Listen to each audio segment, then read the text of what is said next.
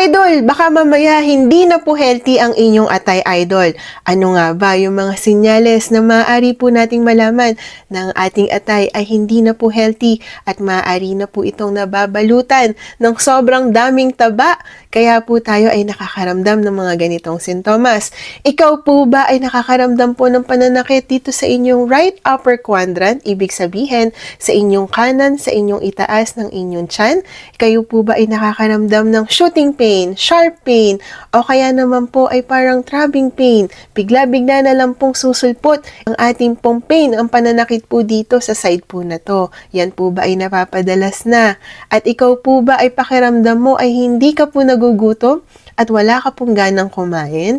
At ikaw po ba, Idol, ay wala pong gana, wala pong lakas, at pakiramdam mo ay hinang-hina ka, Idol?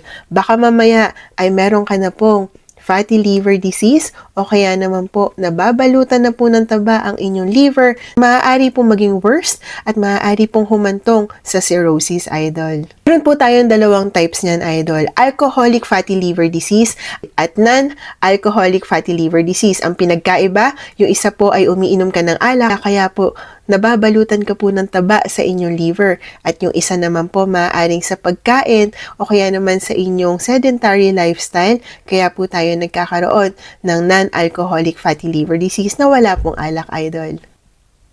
Ikaw po ba ay mahilig pong kumain sa fast food? Paborito mo po, Idol, spaghetti, chicken, burger, pizza. Ano po ba yung mga iniinom nyo dyan, Idol?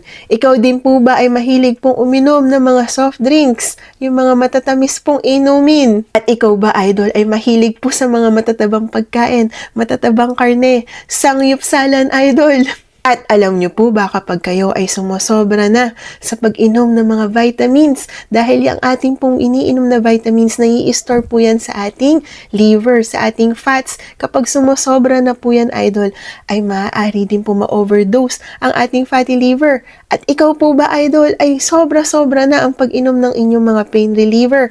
Baka mamaya, Idol, may ramdam mo nga, Idol, ay nawawala ang inyong sakit, pero ang inyong liver ay baka nagsasuffer na, Idol. At baka mamaya meron kang uncontrolled diabetes o yung inyong sugar level ay hindi nyo na po makontrol at ang inyong cholesterol ay ganun din. Sumusobra na ang taas ng mga bad cholesterol mo, Idol. Baka mamaya nagko-contribute na rin yan sa inyong fatty liver disease at kailangan po ninyong gawa ng aksyon. Kapag po kayo ay nakakaramdam na po ng mga ganyan, Idol, kailangan nyo na pong umiwas hanggat maaari sa mga bawal po na yan. Ang mga masasarap nga po, yan po ang mga bawal usually. Kaya kailangan, Idol, ay control. Kailangan po ninyo ng disiplina at kailangan po ninyo magpa-check up sa inyong doktor. Make sure po na meron po kayo mga blood work, liver function test, para malaman po natin kung okay pa po ba ang pagkilos ng ating liver. At kailangan po natin malaman, Idol, yung ating sugar, yung ating cholesterol, at marami pa po, Idol.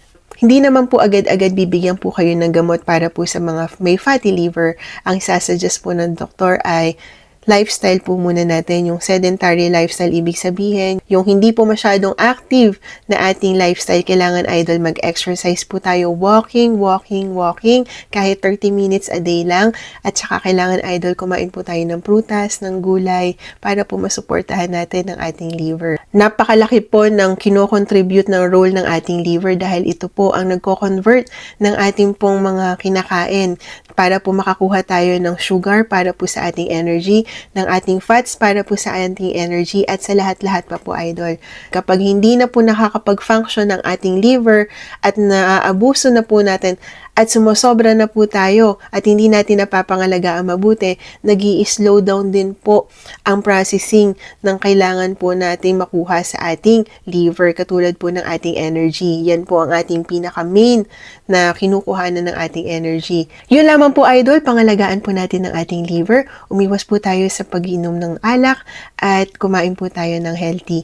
Mag-exercise at sundin po ang ating doktor. Yun lamang po. Please don't forget to like, share, and follow me for more videos. Magandang buhay, mga Idol!